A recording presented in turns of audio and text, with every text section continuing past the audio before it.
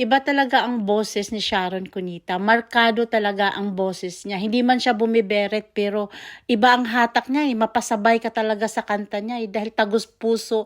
Talagang nasa puso niya ang kanyang pagkanta.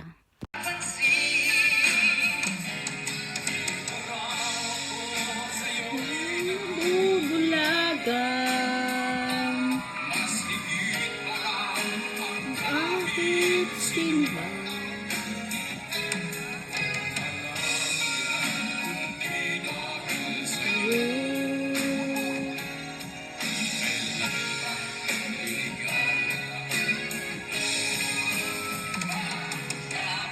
dapat ka bang mahalin o dapat nga ba? Di ka raw naman marunong magmahal. Di dapat o hindi, batid lang may kapal. Nang bakit mahal ay alam ko na ikaw.